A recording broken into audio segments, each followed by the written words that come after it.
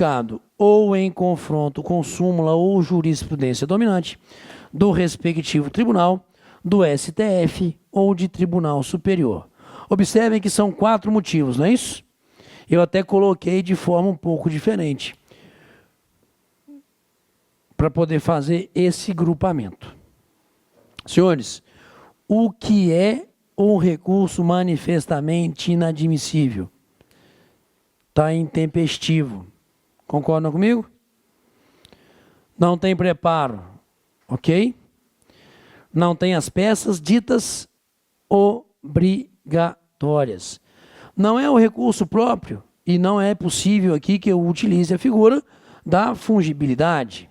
Tranquilo? Não foi cumprido o 526. Concordam comigo? Não.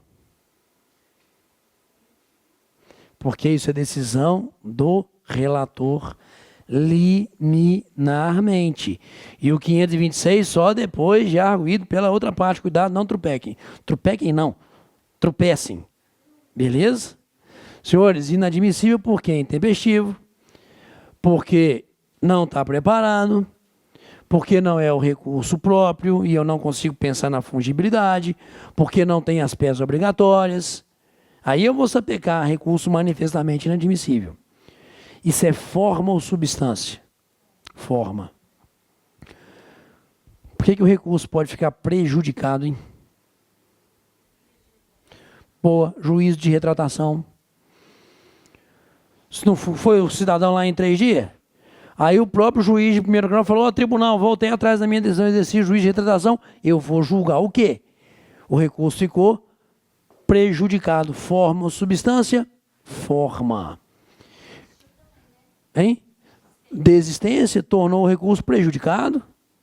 Então, observem, senhores, o que nós temos aqui? Situações formais, para que eu possa negar seguimento. E o que eu estou lendo no agravo, insisto, eu estou utilizando a aula de agravo para falar do 557, mas o relator negará seguimento a recurso por motivos formais, inadmissível, prejudicado. Senhores, o que é um recurso manifestamente improcedente?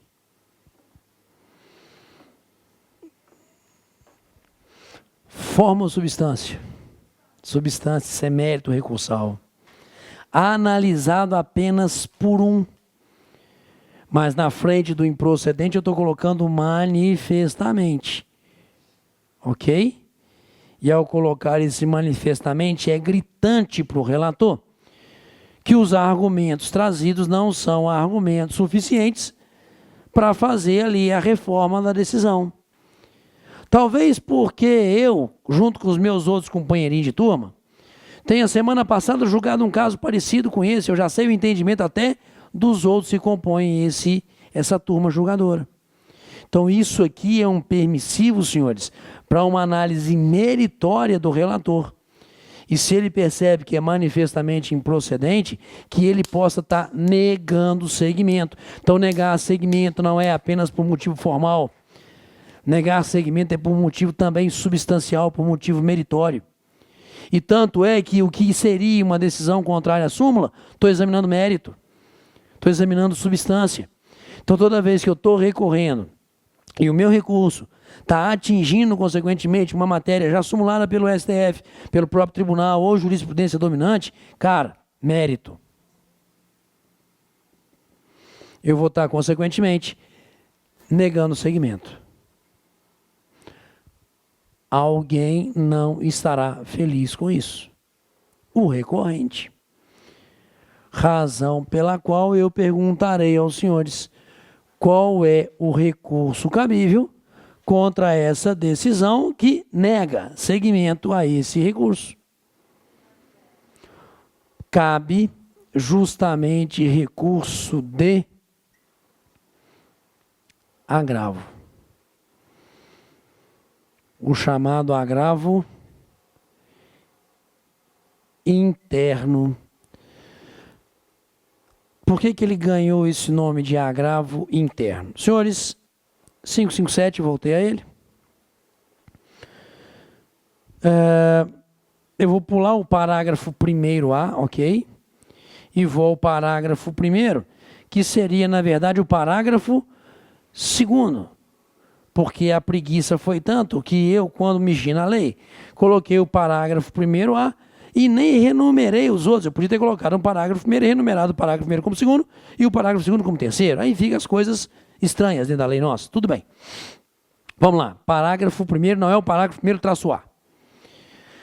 Da decisão caberá agravo, no prazo de 5 dias, ao órgão competente para o julgamento do recurso.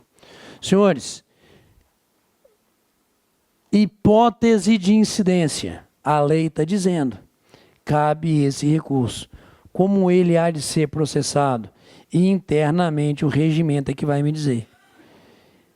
Aquela competência de processo e procedimento, não é isso? Então o procedimento está previsto no regimento interno, por isso que acabou ganhando o nome de agravo interno, para alguns agravo regimental, e como a gente já falou, se você for muito amigo dele, você pode chamar ele de agravinho, problema absolutamente nenhum. Quero trabalhar ele um pouco mais na frente, ok? Um pouco mais na frente, na sequência aqui mesmo. Então, senhores, estou negando o segmento, mas eu tenho que equilibrar as coisas um pouquinho. O que eu tenho que equilibrar? Motivos formais, beleza, sapequei e neguei segmento enquanto relator, um abraço. Motivo substancial, motivo de mérito. Manifestamente improcedente, ou em confronto com súmula, ou jurisprudência dominante. Porra, peraí. Se eu tenho, enquanto relator, a oportunidade de exercer uma atividade cognitiva profunda, sozinho, sem os meus companheirinhos de turma, e já verificar que o recurso está contrário à súmula, eu, nesse meu exercício, também posso chegar a uma conclusão. Qual? Que a decisão está contrária à súmula. Razão pela qual, no parágrafo 1º traço A, permite a lei processual que o relator faça o quê? Que o relator esteja a dar provimento a esse recurso, sozinho, monocraticamente. Quando ele perceba que a decisão está contrária à súmula ou a decisão dominante do STF ou do Tribunal Superior. Pronto.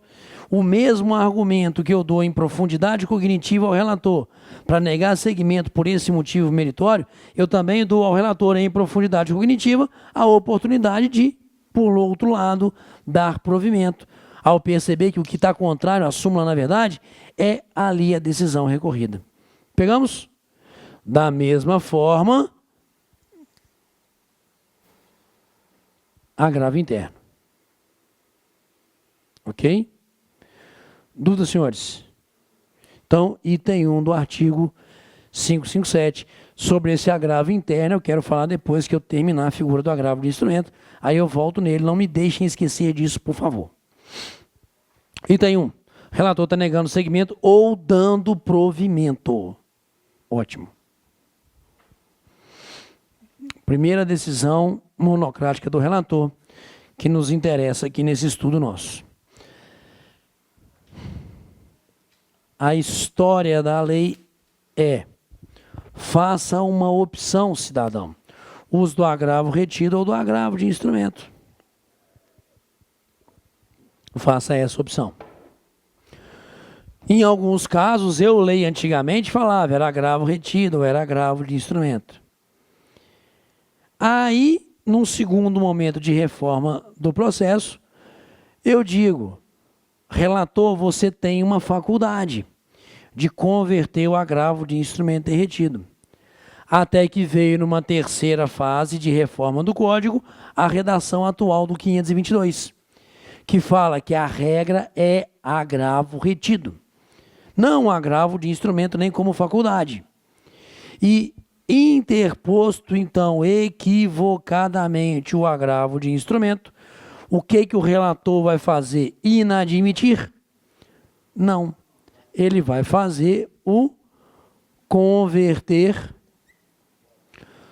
do agravo de instrumento em agravo retido, determinando a remessa dos autos ao juiz de primeiro grau, não é isso? E ele não fica retido tecnicamente, ele fica pensado, não é isso? Já que ele tem aquela montoeira de cópias, não é isso? Está pensado ali, beleza. A mesma advertência do 522 cabe aqui. Por quê? O relator converterá o agravo de instrumento em agravo retido, salvo inadmissão da apelação, nos efeitos em que a apelação recebida, ou decisão capaz de causar lesão grave, difícil ou incerta. Repara, está pegando e copiando o 522, ok? Todas as outras hipóteses que nós discutimos, que seriam hipóteses de agravo de instrumento, também vão inibir o relator de fazer essa conversão. Pegamos? Também vai inibir. Tranquilinho? Ótimo. Então vamos lá. Apresentado o agravo de instrumento, não sendo o caso de, o relator deverá converter esse agravo em retido, não sendo lícito a inadmissibilidade do recurso. Ponto. Entretanto, em que situação a apresentação do agravo de instrumento e não do agravo sobre a forma retida passará a ser excepcionalmente motivo para negar seguimento, senhores? Entenderam a pergunta? Vamos de novo? Regra. Apresentou o agravo de instrumento, deveria ser retido, o relator deve converter. Não deve negar seguimento. Entretanto, em que hipótese, interposto o agravo de instrumento equivocadamente porque ele deveria ser retido, não será motivo de converter, mas sim motivo para negar seguimento. 523, parágrafo 3º. Ou, decisão na audiência de instrução e julgamento.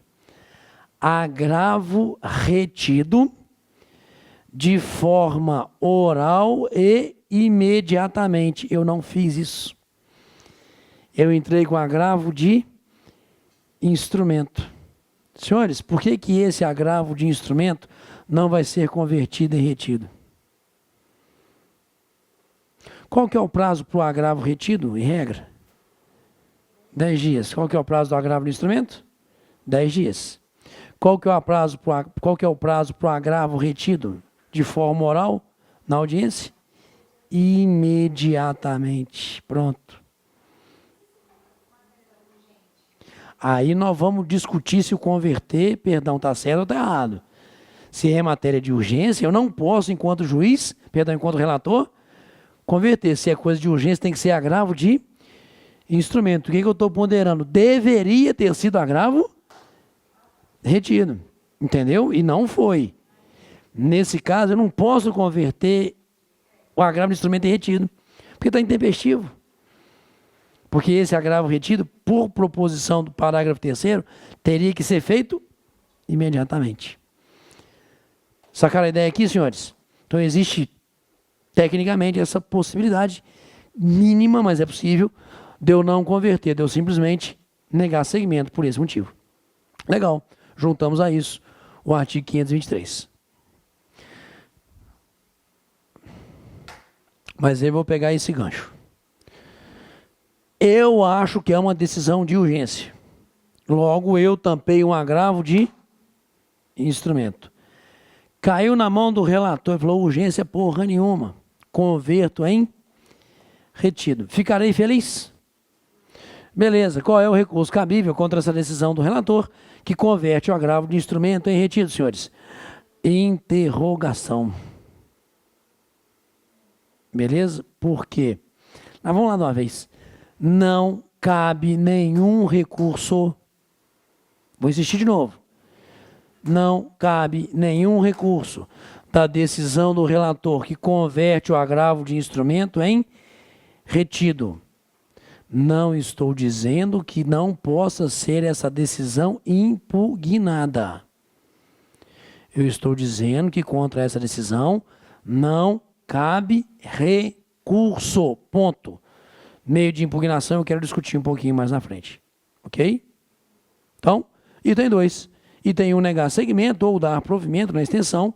Item 2, ele pode converter o agravo de instrumento em retido. Qual é o meio de impugnação? Segura para mim um pouquinho.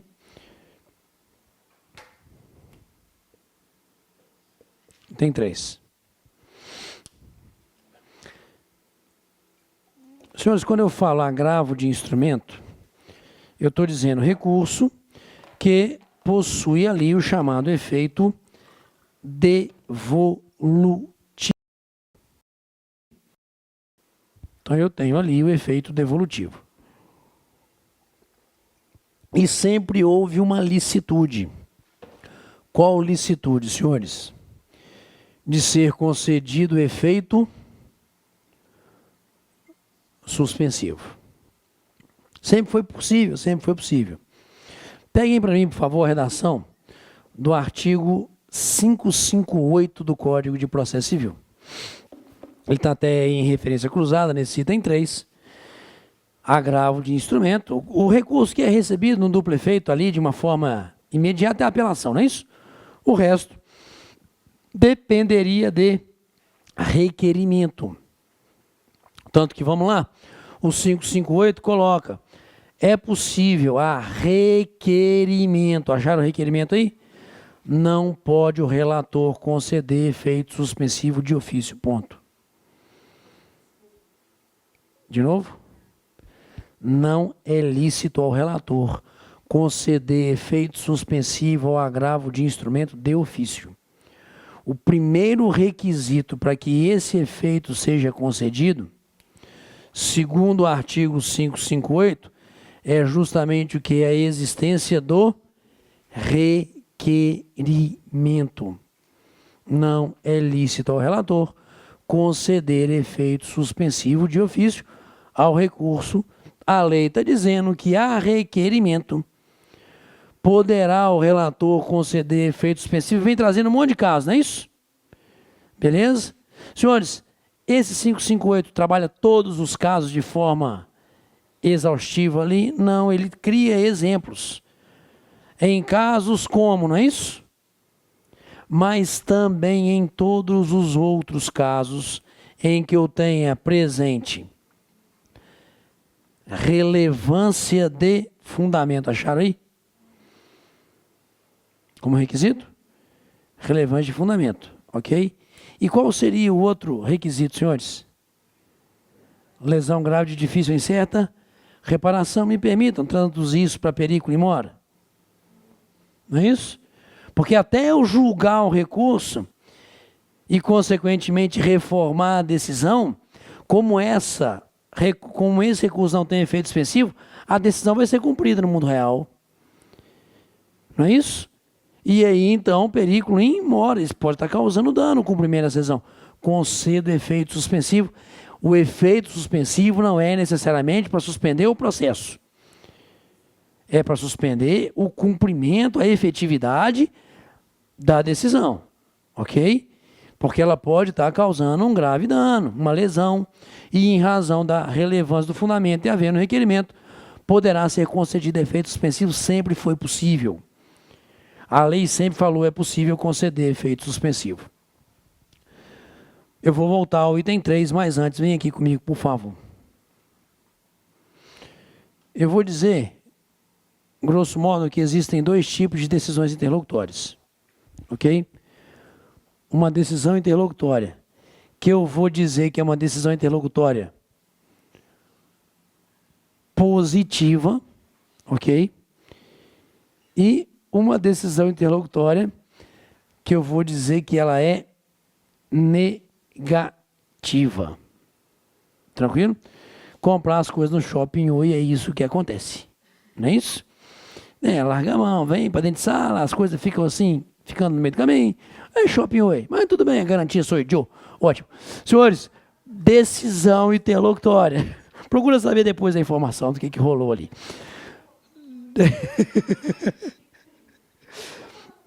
Voltarei, tinha que falar. Decisão interlocutória, que eu vou torná-la positiva ou negativa. Quando eu digo decisão positiva, eu vou dizer, o juiz de primeiro grau concedeu algo. Logo, essa decisão positiva é uma decisão que vai gerar efeitos no mundo real, ela vai gerar repercussão, ela vai ser objeto de cumprimento.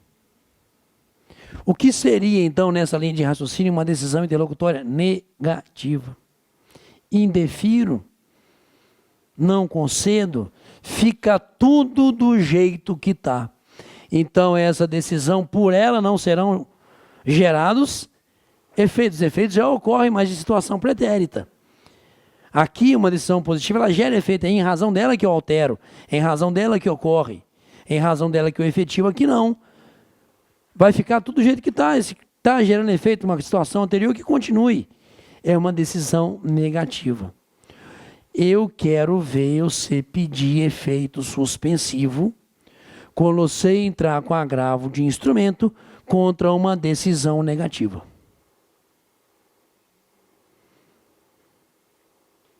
Suspenda a decisão. Suspender o quê, cara pálida? Claro que algumas decisões são negativas, mas até geram efeitos. Isso é outra história. Eu tenho que pensar no efeito dela mesmo, sacou? E se ela é uma decisão que não vai gerar por si nenhum efeito no mundo real, senhores, eu não tenho como pedir efeito suspensivo. Só que esse item 3 do 527 só falava em efeito suspensivo. E aí se criou, em razão disso, uma frase que é hoje totalmente contrária à melhor técnica, que é o chamado efeito suspensivo ativo. Isso não existe. Porque na última etapa de reforma, onde se alterou esse item 3 do 527, a lei fez isso aqui, ó, o ou que não existia. Porque é lícito o relator conceder efeito suspensivo ou deferir em antecipação de tutela. Ali a pretensão recursal do cidadão. Essa antecipação de tutela é o chamado efeito ativo. Ou você vai requerer efeito suspensivo, ou você vai requerer efeito ativo. Depende da natureza jurídica da decisão que você está ali contra ela apresentando. Porque se você fez a solicitação de uma decisão do juiz que viesse a gerar um efeito no mundo real, e essa decisão do juiz lhe foi contrária, então não haverá nenhum efeito, o que é que você vai solicitar ao relator? Uma antecipação de tutela recursal. Que ele passe a determinar o efeito de uma decisão futura. Que decisão futura? Que transformaria aquela decisão negativa numa decisão positiva, que seria uma decisão da turma. E que ele antecipe esses efeitos. Ótimo. Quais são os requisitos, senhores?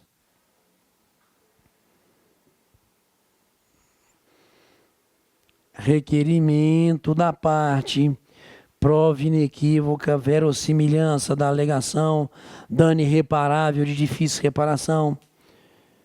Juiz concede, relator concede, por favor, o chamado efeito ativo. Então, o 558 regula, na verdade, os requisitos para a concessão do efeito suspensivo. E o efeito ativo, a técnica do efeito ativo, é uma técnica de antecipação de tutela no âmbito recursal. Logo, eu utilizarei aqui o artigo 273 para extrair dele os requisitos necessários para essa técnica antecipatória.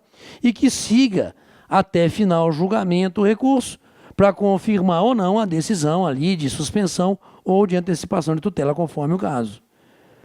Pegamos? Não existe efeito suspensivo ativo. Ou é efeito suspensivo ou é efeito ativo. O ou hoje está no meio do caminho. Requeri, não foi concedido. Ou foi concedido para outra parte o efeito suspensivo ou efeito ativo. Qual é o recurso cabível contra a decisão que concede ou nega o efeito suspensivo ou o efeito ativo? Não cabe nenhum recurso. Então vamos sistematizar isso aqui.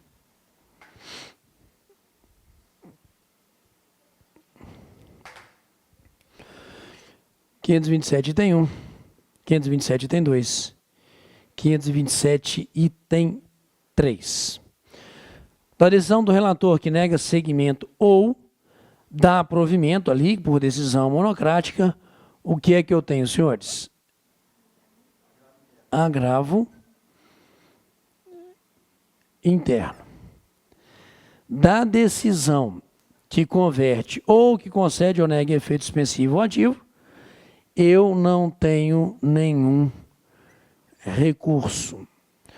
Não que eu não possa impugnar essa manifestação. Para isso, eu preciso fazer a leitura do parágrafo único desse artigo 527. Vamos nele?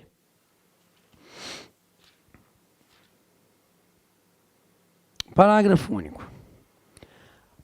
A decisão liminar proferida nos casos dos incisos 2 e 3 do caput desse artigo somente é passível de reforma no momento do julgamento do agravo. Fiquei aqui. Somente é passível de reforma no momento do julgamento do agravo. Senhores, quando é que eu vou julgar esse agravo convertido em retido? Quando o processo seguir, recurso de apelação, vier para o tribunal. Aí eu vou verificar, nesse momento, alguns anos depois, se essa decisão do relator que converteu o agravo de instrumento em retido estava correta, não é isso? Legal. Efeito suspensivo ou ativo, concedido ou negado, seja o que for. Quando que eu vou verificar isso? Quando do julgamento. Porque no julgamento eu vou julgar procedente, vou dar provimento ou negar provimento, e aí, senhores, eu nunca vou, na verdade, verificar se essa decisão está correta. Porque eu já vou estar julgando de uma vez o recurso, cara, acabou. Mas por que cargas d'água existe, então, uma redação de algo impossível dentro da lei? Muito simples. Maquiavelismo. Por que maquiavelismo? Ô, gente, eu vou dar a redação único. E vou dizer para os senhores o seguinte. As decisões proferidas liminarmente nos casos incisos 2 e 3 do caput desse artigo, contra elas não cabe nenhum recurso. Ponto. Mudei a redação, não mudei? Beleza. Alguém pode gritar inconstitucional? Poder pode. Porque eu estou privando até de decisões de urgência. Porque aqui são discussões de urgência. A concessão ou não do efeito suspensivo ativo. O converter do agravo do instrumento em retido. Eu estou privando o cidadão de um reexame de uma situação de urgência. Isso é uma coisa complexa em termos de devido processo legal. Então, poderia alguém gritar, porra, esse troço é inconstitucional. Então, peraí, eu, legislador, não vou colocar isso, não. Porque toda vez que eu digo que não cabe recurso, cabe o quê? Mandado de segurança, artigo 5º lá da lei do mandado de segurança. Então, eu, legislador, vou pensar maquiavelicamente. Eu vou falar o seguinte, porra, não vou colocar que não cabe. Eu vou colocar que essa decisão vai ser objeto de... Tentando criar doutrina para dizer o quê? Que dessa decisão não caberia recurso pela falta de uma hipótese de incidência e que também não caberia mandado de segurança porque a decisão vai ser objeto ainda de futura apreciação pelo tribunal. E quer saber? De boa, não vou citar nomes porque agora não nos interessa isso, mas gente boa mesmo, cara, de processo, caiu nessa conversa fiada da lei. Caiu nesse maquiavelismo. Senhores, hoje sedimentado, inclusive prova da Fundação Carlos Chagas já trouxe isso muito à discussão. Item 2, item 3, não cabe nenhum recurso, ponto, por não existir hipótese de incidência, um abraço. Mas existem meios de impugnação. Primeiro meio de impugnação, uma solicitação de retratação. que está aqui presente. A decisão, voltei ao parágrafo no 527. Liminar proferida no prazo, perdão, nos casos de incisos 2 e 3 do capítulo desse artigo, somente é passível de reforma no momento do julgamento do recurso, salvo se o próprio relator a reconsiderar. Solicitação de retratação. E pacífico, senhores. Mandado de segurança. Nenhuma das duas são situações de impugnação que eu vou chamar de recurso. Aqui não tem contraditório, aqui não tem dialeticidade, aqui não tem sequer prazo. E mandado de segurança é regular exercício de direito de ação, é procedimento específico, ok? Não é recurso pela própria situação conceitual, que a gente já teve a oportunidade de discutir no início do curso, inclusive. Pegaram? Tranquilo? Pode cair, inclusive, em prova objetiva. FCC já cobrou isso em prova objetiva. Senhores, agravo sobre a forma de instrumento. Cravamos? Belezinha? Fiquei por aqui. Valeu.